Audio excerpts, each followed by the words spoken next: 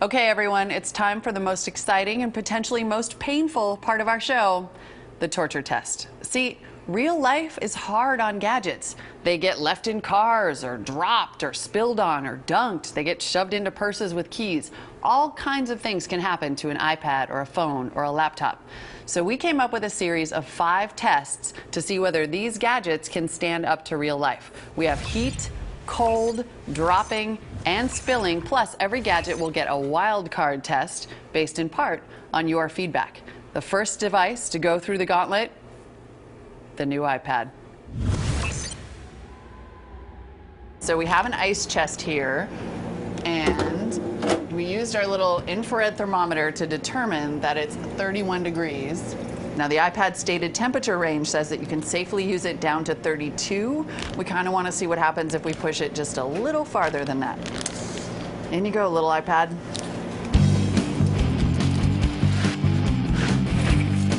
The light went off.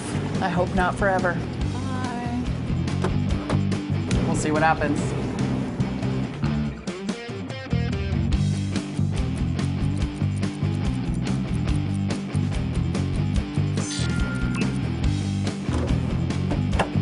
Find out how cold it is in here.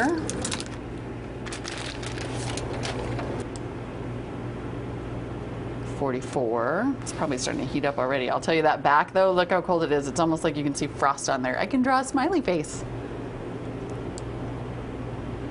39 degrees. Turn it on. It's actually surprisingly responsive. But it seems like the biggest problem we have here, if anything, is just that the screen keeps fogging up.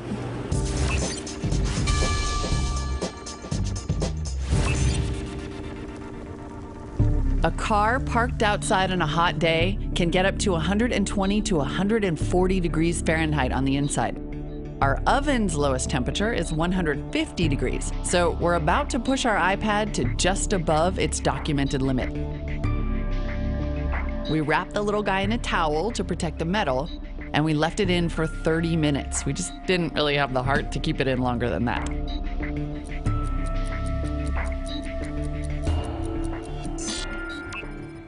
After 30 minutes, we nervously rescued the iPad.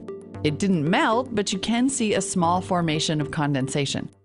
We let it rest and cool for another 30 minutes, and it survived.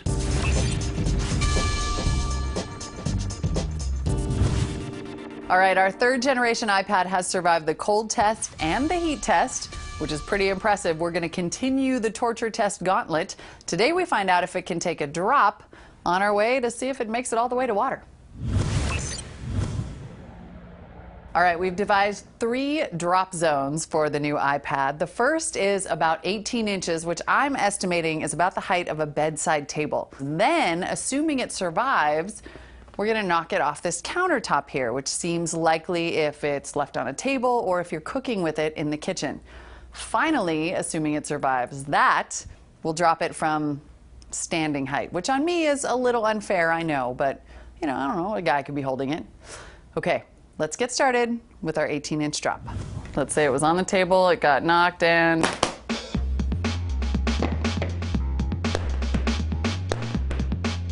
Okay. It's fine. It has some crumbs on it. No cracks. Good job, little iPad. God, that was loud. The glass is not cracked. All right, I'm gonna turn it off. Turn it back on. It seems to totally be functioning fine. Okay, this is kind of stressful. All right, now, I almost did it too soon. And then I just have a Butterfingers moment.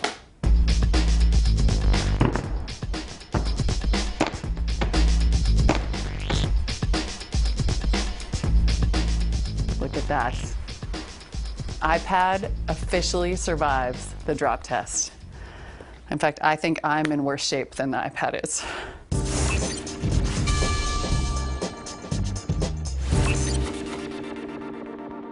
Now, incredibly, the new iPad has survived all of our drop tests, which frankly I was not expecting. But now we've devised a wild card test. So I was thinking a thing that happens to my iPad a lot is that I drop other things on it. So we have 3 items here. We'll start with the keys because they're kind of the lightest. In fact, could be worse. Here we go. I probably broke my fob. That's like $500. No chips. Okay, iPad, doing good. Next up, the phone.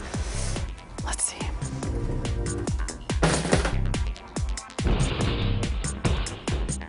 No big deal. They both seem fine.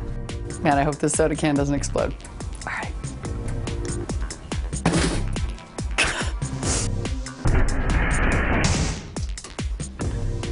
Okay. Soda can and iPad are still fine, and you know what that means. iPad moves on to the water round.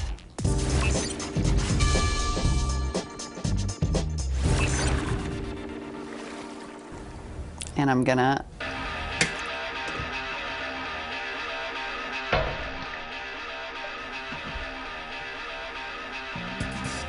okay, my iPad's freaking out. It's doing things. Now the first thing you want to do is get it out of the water, turn it off.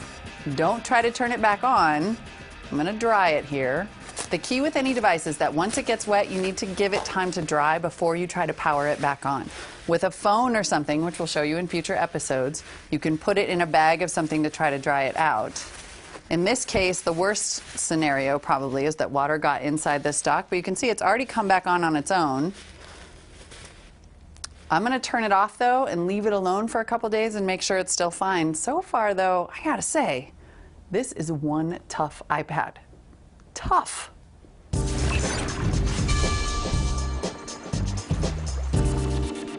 I officially declare the new iPad a torture test survivor.